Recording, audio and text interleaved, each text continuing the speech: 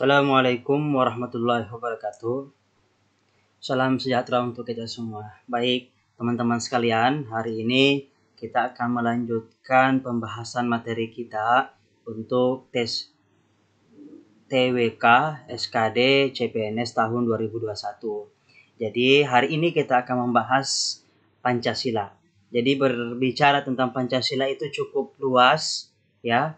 Jadi, saya membagi videonya dalam dua video. Jadi pada bagian pertama itu membahas tentang pengertian Pancasila, kemudian bagaimana sejarahnya, kemudian Pancasila sebagai ideologi, ya. Kemudian untuk video selanjutnya adalah mengenai butir-butir Pancasila, ya, untuk 5 sila itu, dan kemudian kedudukan dan fungsi Pancasila. Nah, kita harus paham bahwa Pancasila itu adalah sebuah ideologi, ya. Jadi ideologi dasar bagi negara Indonesia. Jadi Pancasila berasal dari bahasa Sanskerta, yaitu panca berarti 5 dan sila berarti prinsip atau asas. Jadi Pancasila merupakan rumusan dan pedoman kehidupan berbangsa dan bernegara bagi seluruh rakyat Indonesia. Jadi seperti yang saya sebutkan tadi bahwa Pancasila itu berasal dari bahasa Sanskerta India, ya. Panca artinya 5, kemudian sila itu punya 2 makna. Jadi sila vokal I pendek berarti artinya batu sendi, alas atau dasar. Tetapi kalau sila vokal I panjang artinya peraturan tingkah laku yang baik, yang penting atau yang senonoh. Jadi jika diartikan Pancasila bisa berarti 5 dasar, 5 alas, ya. Kemudian Pancasila artinya 5 dasar peraturan tingkah laku yang baik. Yaitu pengertian Pancasila menurut etimologis dari bahasa Sanskerta dari India, ya, atau biasa disebut dengan bahasa Brahmana. Nah, Pancasila ini, tulisan Pancasila dapat ditemukan dalam kitab Tripitaka. Ya, jadi Tripitaka berarti 3 Pitaka, yaitu Sutta Pitaka, Abhidhamma Pitaka, kemudian Vinaya Pitaka. Nah, Pancasila menurut agama Buddha itu disebut 5 moral principles, ya. 5 prinsip moral. Yang pertama adalah Panatipada Veramani Sikvadam Samadhyani. Artinya jangan membunuh. Yang kedua, Dinnadana Veramani Sipadam Samadhyani. Jangan mencuri. Kemudian Kameshu Miccacara Veramani Sipadam Samadhyani. Jangan berzina. Kemudian Muzawada Veramani Sipadam Samadhyani. Jangan berbohong. Dan yang terakhir adalah Surya Meraya Masca Pamada Tikana Veramani.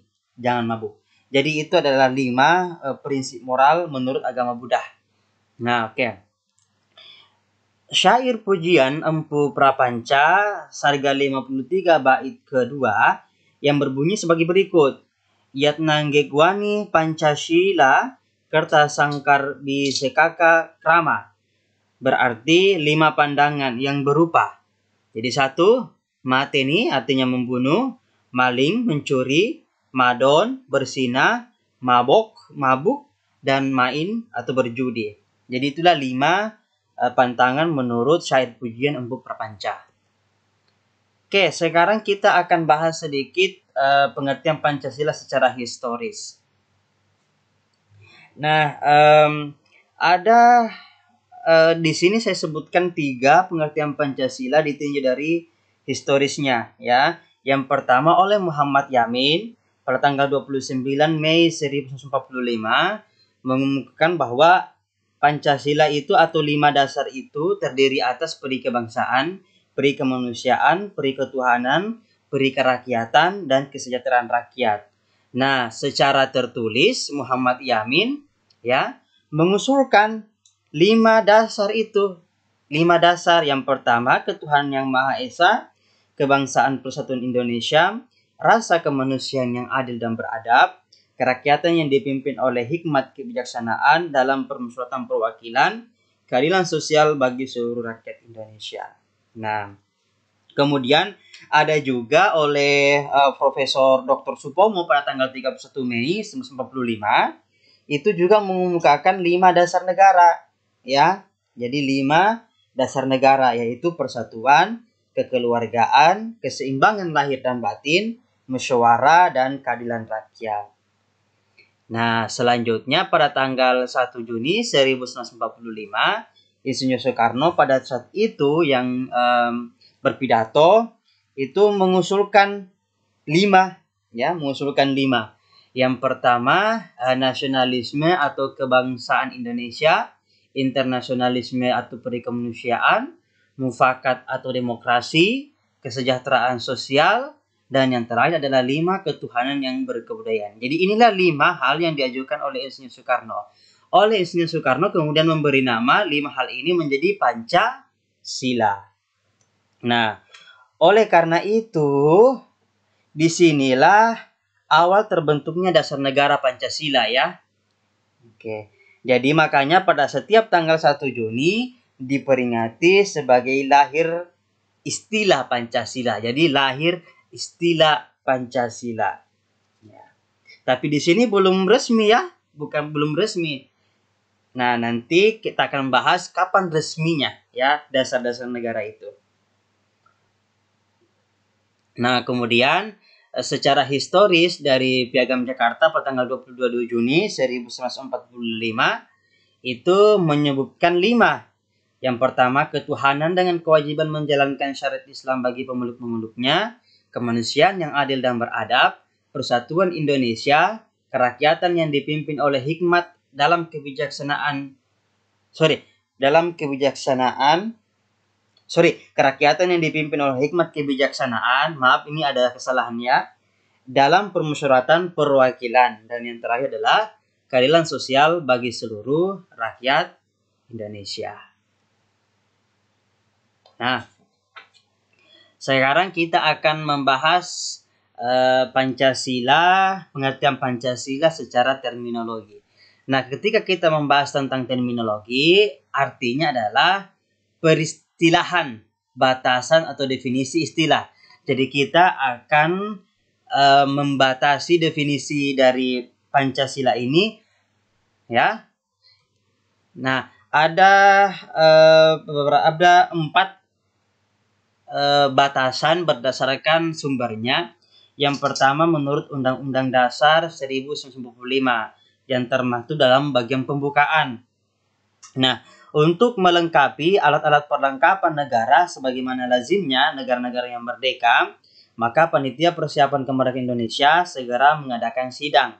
Dalam sidangnya tanggal 18 Agustus 1945 telah berhasil mengesahkan Undang-Undang Dasar Negara Republik Indonesia yang dikenal dengan UUD 1945.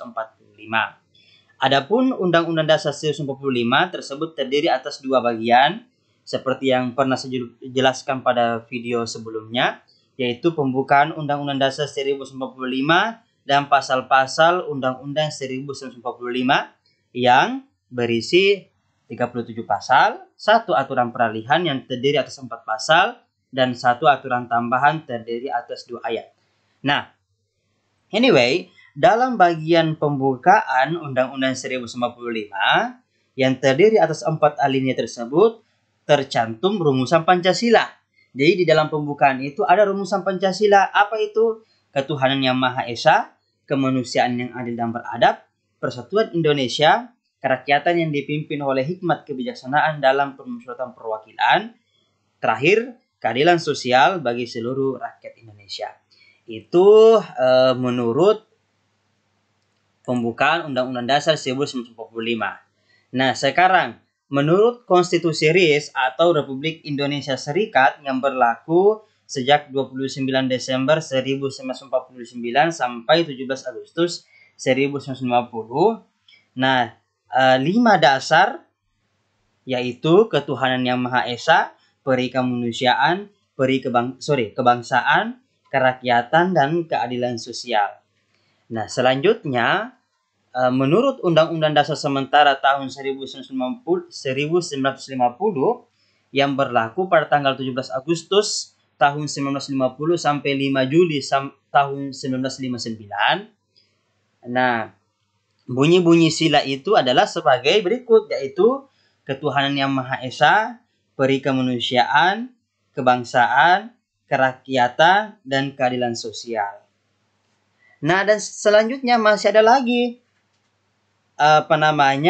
sila-sila itu, rumusan Pancasila di kalangan masyarakat. Apa itu? Ketuhanan yang Maha Esa, peri kemanusiaan, kebangsaan, kedaulatan rakyat, dan keadilan sosial. Jadi inilah empat isi dari Pancasila itu berdasarkan sumbernya, ya, berdasarkan aturannya. Nah, dari 4 rumusan Pancasila yang kita jelaskan tadi, nah, yang sah dan benar secara konstitusional adalah rumusan Pancasila yang pertama, yaitu menurut pembukaan Undang-Undang Dasar 1945. Hal ini diperkuat dalam ketetapan MPR nomor 20/MPRS/1966 dan instruksi Presiden nomor 12 dan 13 April 1968 yang menegaskan bahwa pengucapan, penulisan, dan rumusan Pancasila yang sah dan benar adalah pembukaan Undang-Undang Dasar 1945. Jadi yang 3 ini tidak sah dan benar, ya. Jadi kita tidak bisa menggunakan dan tidak berlaku lagi. Jadi kita sekarang fokus ke pembukaan Undang-Undang 1945. Itulah rumusan Pancasila di dalamnya, itulah yang menjadi rumusan kita sampai Indonesia ini berakhir, sampai kapanpun. Karena pembukaan Undang-Undang 1945 itu tidak bisa diubah. Karena ketika kita mengubah pembukaan, itu artinya sama saja kita mengubah dasar negara. Karena dalam pembukaan ada dasar negara. Oke. Selanjutnya, kita akan membahas secara singkat. Jadi saya akan poin per poin saja. Kalau kita jelaskan sejarah Pancasila itu sebenarnya cukup panjang, ya. Dalam buku-buku sejarah itu cukup panjang dijelaskan. Nah, cuma saya mengambil bagian-bagian atau intisari yang penting-penting saja. Kita mulai dari tanggal 8 Maret 1942. Jadi penjajahan Belanda berakhir. Dan sejak saat itu Indonesia diduduki oleh Jepang. Oke, pemerintahan Belanda berakhir dan digantikan oleh Jepang. Nah, kemudian mulai tahun 1944 itu merupakan masa suram bagi Jepang, yakni tentara Jepang mulai kalah dalam melawan tentara sekutu. Nah, kemudian pada tanggal 7 September 1944, Perdana Menteri Kaiso, Jepang memberikan janji kemerdekaan kelak pada kemudian hari. Hal ini untuk menarik simpati bangsa Indonesia agar bersedia membantu Jepang dalam melawan tentara sekutu. Jadi iming-iming kemerdekaan agar bangsa Indonesia membantu Jepang yang mulai terdesak. Nah, pada tanggal 8 September 1954, bendera dan lagu kebangsaan baik antara Jepang dan Indonesia itu boleh disejajarkan, ya. Jadi pada saat itu kita sudah punya bendera dan kita sudah punya lagu kebangsaan, itu boleh disejajarkan. Nah, kemudian pada tanggal 1 Maret 1945, pemerintah militer Jepang di Jawa, di bawah pimpinan Indonesia Saiko Shikikan, Panglima tertinggi Harada Kumakichi, mengumumkan pembentukan suatu badan bernama Dogoritsu Jumbi Chosakai, atau dalam bahasa Indonesia disebut Badan Penyelidik Usaha Persiapan Kemerdekaan Indonesia, disingkat BPUPKI, ya. Nah, hal ini bertujuan karena Jepang terus-menerus terdesak. Maka pada tanggal 29 April 1945, bertepatan dengan ulang tahun Kaisar Jepang pada saat itu, maka Jepang memberikan janji kemerdekaan yang kedua. Lagi-lagi kita diberikan janji ya kepada bangsa Indonesia, yaitu janji kemerdekaan tanpa syarat yang dituangkan dalam maklumat Gunseikan atau pembesar tertinggi sipil dari pembesar tertinggi sipil dari pemerintah militer Jepang di Jawa dan Madura. Dalam maklumat itu sekaligus dimuat dasar pembentukan Badan Penyidik Usaha-usaha Persiapan Kemerdekaan Indonesia. Nah, tugas BPUPK ini adalah menyelidiki dan mengumpulkan usul-usul untuk selanjutnya dikemukakan kepada pemerintah Jepang untuk dapat dipertimbangkan bagi kemerdekaan Indonesia. Nah, selanjutnya pada tanggal 28 Mei 1945 BPUPK itu dilantik ya. Pelantikan oleh Letnan Jenderal Harada Kumakichi ya sebagai panglima tertinggi, dengan Dr. KRT Rajiman Widyoningrat pada saat itu sebagai ketua BPUPKI dan 60 anggotanya.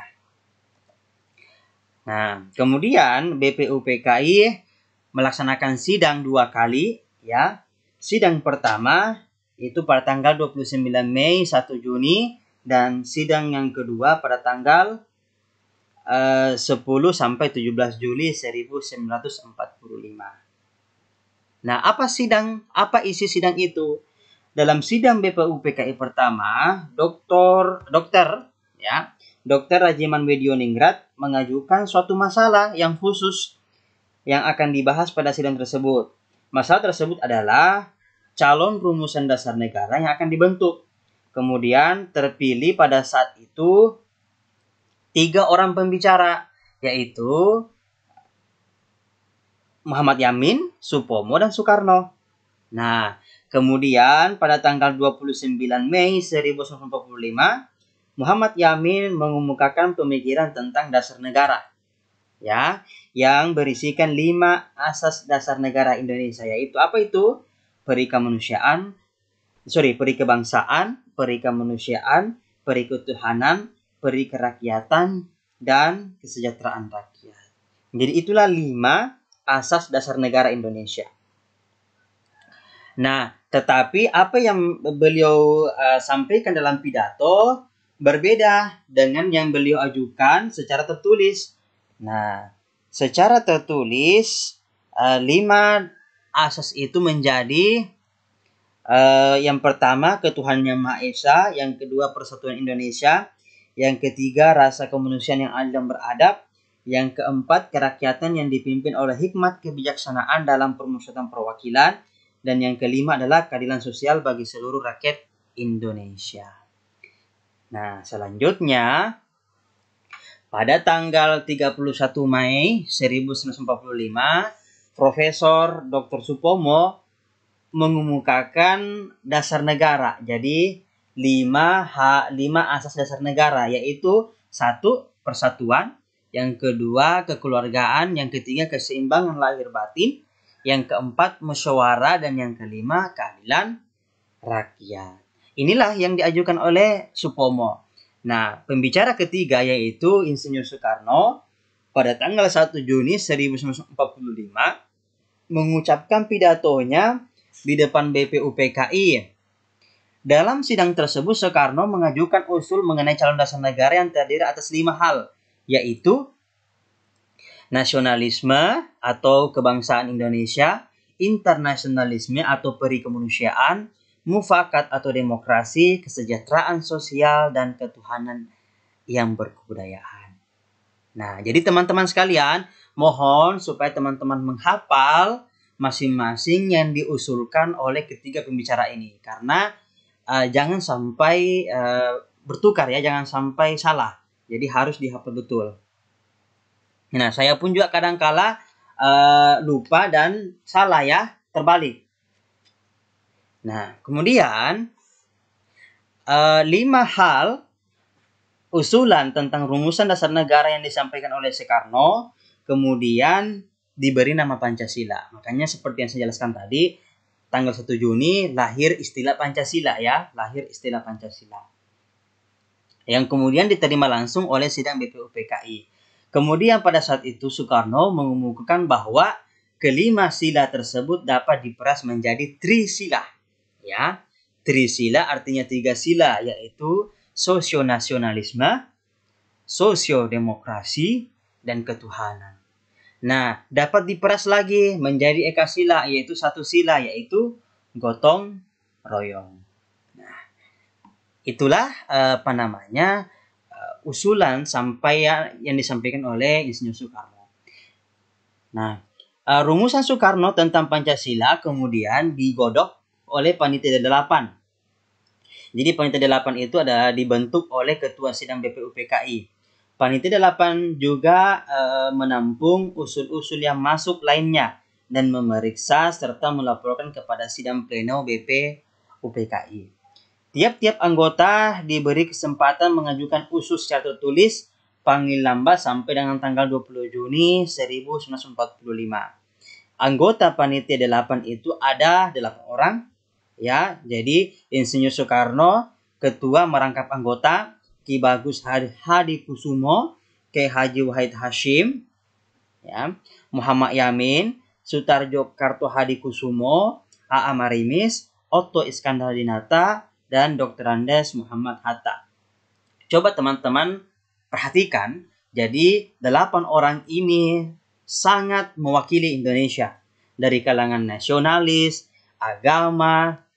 Nah, di sini agamanya bukan hanya Islam saja, tetapi ada dari non-Muslim. Nah, jadi betapa yang namanya kebersamaan, ya, itu dijalin jauh hari sebelum Indonesia merdeka. Nah, pada tanggal 22 Juni berlangsung rapat gabungan antara panitia kecil dengan para anggota BPUPKI yang berdomisili di Jakarta. Nah, dalam rapat ini menghasilkan beberapa keputusan. Yang pertama, supaya secepat-cepatnya Indonesia merdeka. Yang kedua, supaya hukum dasar yang akan dirancang diberi preambul atau pembukaan. Yang ketiga, supaya BPUPKI terus bekerja sampai terwujud suatu hukum dasar. Dan yang keempat, membentuk panitia kecil penyelidik usul-usul atau perumus dasar negara, Mukaddimah Hukum Dasar, yaitu Panitia 9 yang diketuai oleh Insinyur Soekarno.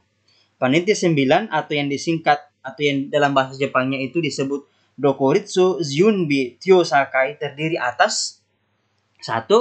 Insinyur Soekarno, Dr. Andes Muhammad Hatta, A.A. Marimis, K. Haji Wahid Hashim, ya, Abdul Kahar Muzakir, Abi Kusno Cokro Sujoso, Haji Agus Salim, Ahmad Subarjo, dan Muhammad Yamin.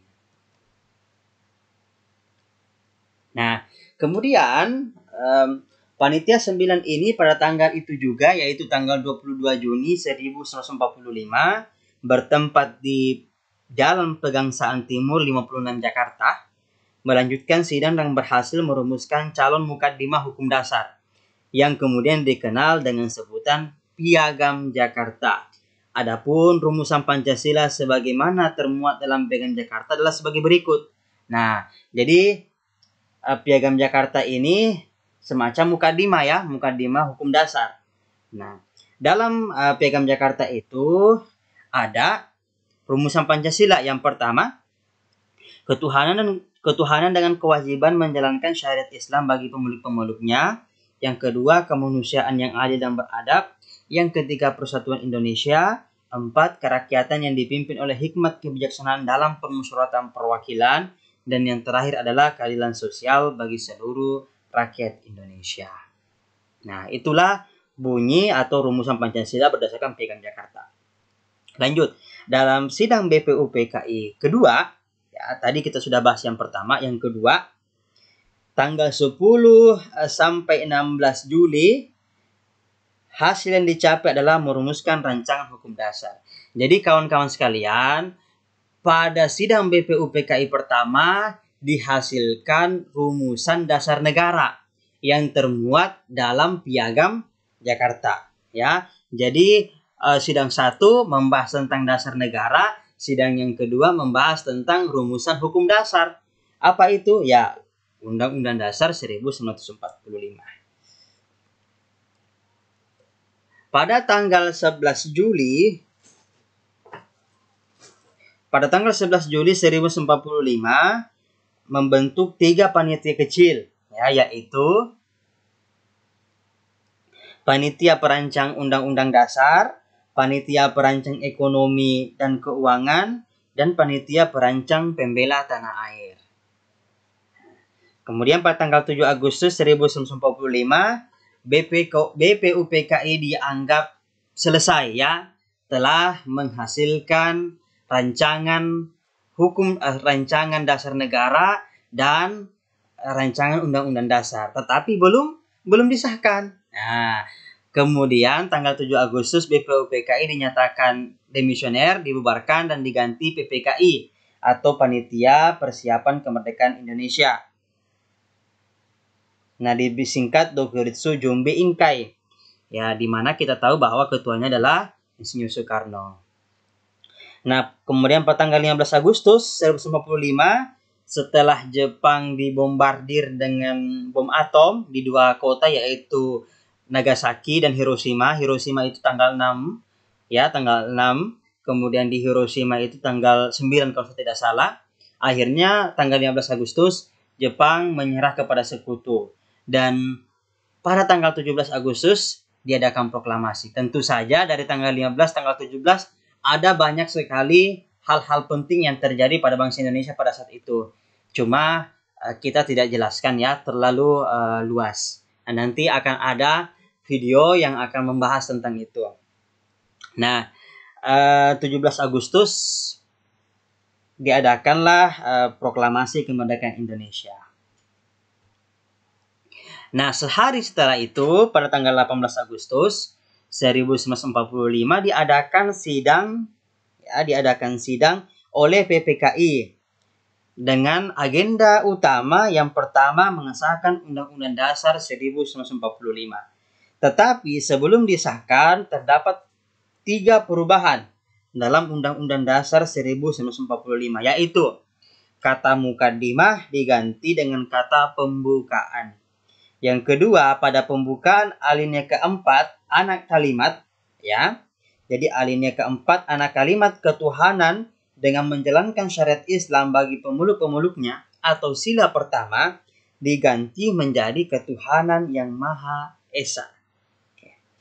Kemudian yang ketiga dalam pada pasal 6 ayat 1 yang semula berbunyi presiden ialah orang Indonesia asli dan beragama Islam, diganti menjadi presiden ialah orang Indonesia asli. Lagi-lagi ini sebagai bentuk atau sebagai wujud keberagaman Indonesia. Jadi Indonesia bukan hanya terdiri atas Islam, bukan hanya agama Islam, tetapi terdiri atas berbagai agama, dan ini yang harus di-cover.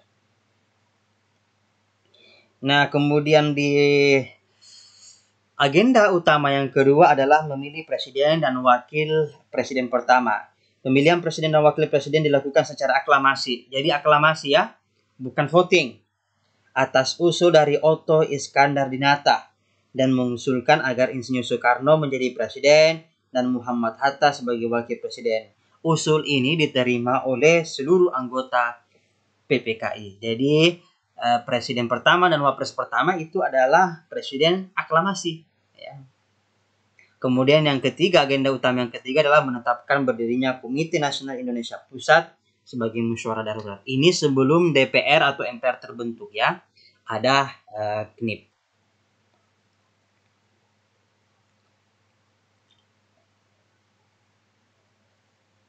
Nah, sekarang kita akan bahas rumusan kesatuan sila-sila Pancasila sebagai suatu sistem. Nah, sila-sila Pancasila sesuai dengan yang disahkan oleh PPKI pada tanggal 18 Agustus itu 1. Ketuhanan yang Maha Esa, 2. Kemanusiaan yang adil dan beradab, 3. Persatuan Indonesia, 4. Kerakyatan yang dipimpin oleh hikmat kebijaksanaan dalam pemusyawaratan perwakilan, 5. Keadilan sosial bagi seluruh rakyat Indonesia. Jadi sistem adalah kesatuan bagian-bagian yang saling berhubungan. Jadi 5 ini saling berhubungan, saling bekerja sama untuk suatu tujuan tertentu, ya. dan tercapai dan secara keseluruhan merupakan suatu kesatuan yang utuh. Jadi 5 sila ini tidak bisa dipisahkan, merupakan satu kesatuan yang utuh. Nah, susunan kesatuan sila-sila Pancasila yang bersifat organis.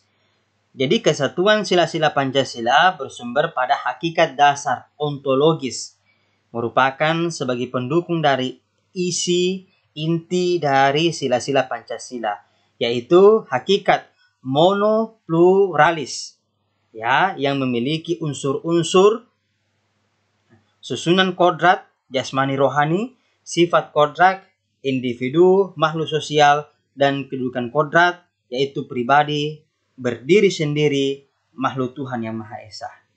Unsur-unsur hakikat manusia tersebut merupakan suatu kesatuan yang bersifat organis dan harmonis. Nah, kemudian lanjut, susunan Pancasila yang bersifat hierarki dan berbentuk piramidal. Hal yang dimaksud dengan Pancasila bersifat hierarkis dan berbentuk piramidal adalah dalam Pancasila ini berarti memiliki hubungan antara kelompok sila yang ada dalam Pancasila dan bersifat erat. Hierarkis sendiri memiliki arti pengelompokan atau penggolongan. Rumusan Pancasila yang bersifat hierarkis dan berbentuk piramidal. Sila pertama, yaitu ketuhanan yang Maha Esa, meliputi dan menjiwai sila-sila kemanusiaan. Ya, jadi perhatikan gambar ini, diperhatikan. Jadi sila pertama, yang ini yang paling dasar, ketuhanan yang Maha Esa, menjiwai sila-sila kemanusiaan yang adil dan beradab, kemanusiaan. Sila yang kedua, menjiwai persatuan Indonesia. Sila ketiga, menjiwai kerakyatan yang dipimpin oleh hikmat kebijaksanaan dalam permusyawaratan perwakilan dan menjiwai keadilan sosial bagi seluruh rakyat Indonesia. Nah, sila kedua, kemanusiaan yang adil dan beradab, diliputi, ya. Jadi diliputi dan dijiwai oleh. Jadi sila kedua diliputi dan dijiwai oleh ketuhanan yang Maha Esa, tetapi menjiwai dan meliputi sila persatuan Indonesia, kerakyatan yang dipimpin oleh hikmat kebijaksanaan dalam permusyawaratan perwakilan, dan keadilan sosial bagi seluruh rakyat Indonesia. Nah, selanjutnya, sila yang ketiga, persatuan Indonesia, diliputi dan dijiwai oleh ketuhanan yang Maha Esa dan kemanusiaan yang adil dan beradab, tetapi menjiwai dan meliputi sila kerakyatan yang dipimpin oleh hikmat kebijaksanaan dalam permusyawaratan perwakilan dan keadilan sosial bagi seluruh rakyat Indonesia. Nah, terakhir, sila kerakyatan yang dipimpin oleh hikmat kebijaksanaan dalam permusyawaratan perwakilan diliputi dan dijiwai oleh sila ketuhanan yang Maha Esa, kemanusiaan yang adil dan beradab, persatuan Indonesia. Tetapi sila ini menjiwai dan meliputi keadilan sosial bagi seluruh rakyat Indonesia. Nah, yang terakhir, sila keadilan sosial bagi seluruh rakyat Indonesia diliputi oleh 4 sila di atasnya, yaitu ketuhanan yang Maha Esa, kemanusiaan yang adil dan beradab, persatuan Indonesia, kerakyatan yang dipimpin oleh hikmat kebijaksanaan dalam permusyawaratan perwakilan. Itulah pengertian dan definisi susunan Pancasila yang bersifat hierarkis dan berbentuk piramidal. Oke, sekarang kita akan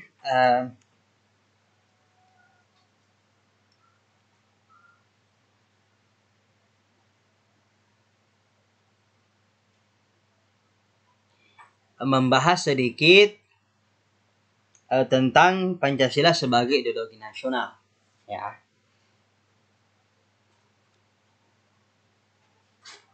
Nah, Pancasila sebagai ideologi bangsa dan negara Indonesia tidak terbentuk secara mendadak maupun dibentuk oleh seseorang sebagaimana ideologi-ideologi dunia lainnya. Namun terbentuknya Pancasila melalui proses yang cukup panjang dalam sejarah Indonesia. Secara kausalitas, Pancasila dibedakan menjadi 2 macam, yaitu asal mula langsung dan asal mula tidak langsung.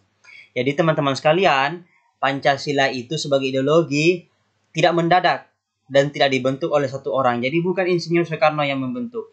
Insinyur Soekarno saja pernah mengatakan bahwa Pancasila itu lahir dari jati diri bangsa Indonesia sendiri, ya, dari bangsa Indonesia sendiri. Nah, Pancasila dibedakan menjadi dua macam, yaitu asal mula langsung dan asal mula tidak langsung secara kausalitas.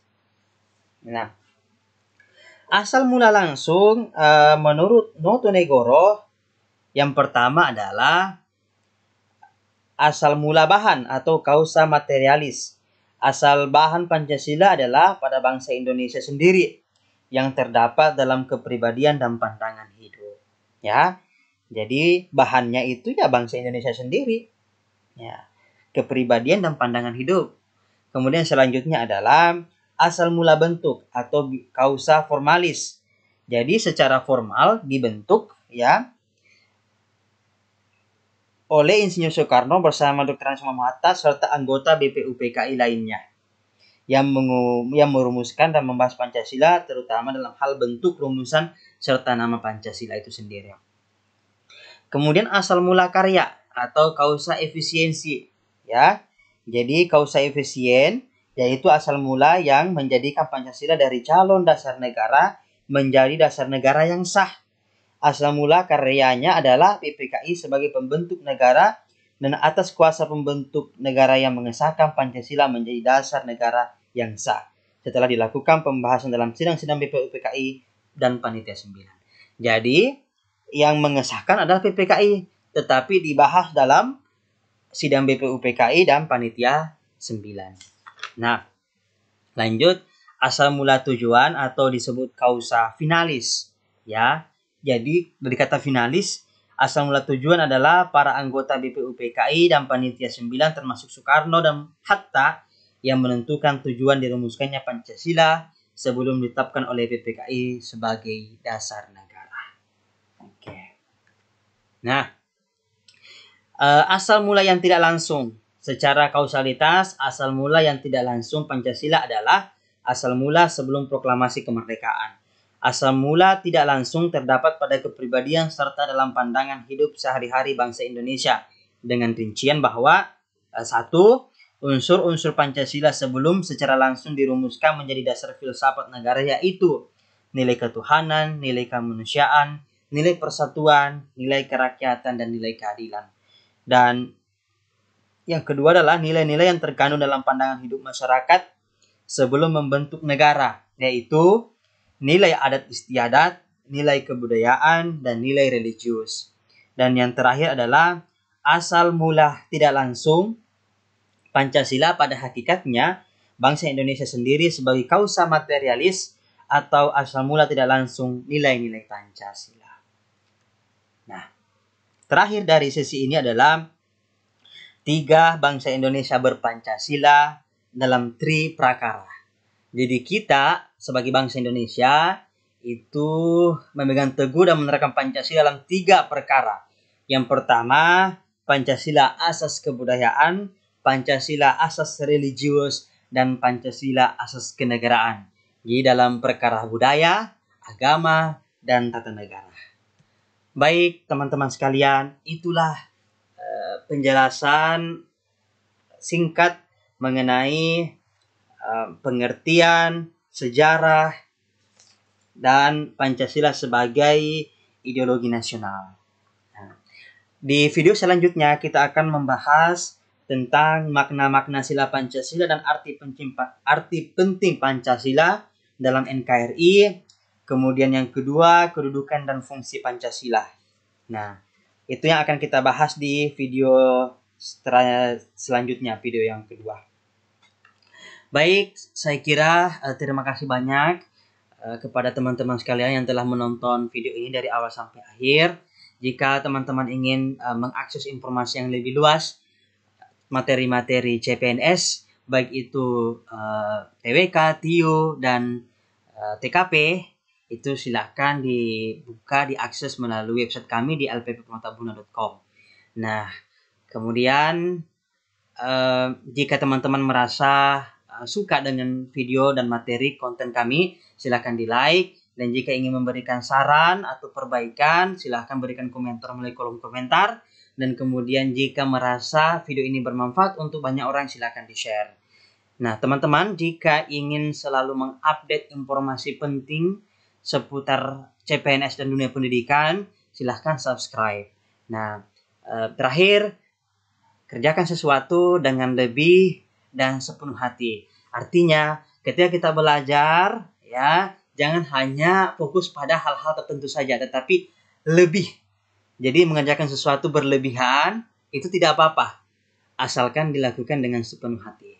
Insya Allah manfaatnya akan sangat luar biasa. Amin. Terima kasih. Assalamualaikum warahmatullahi wabarakatuh.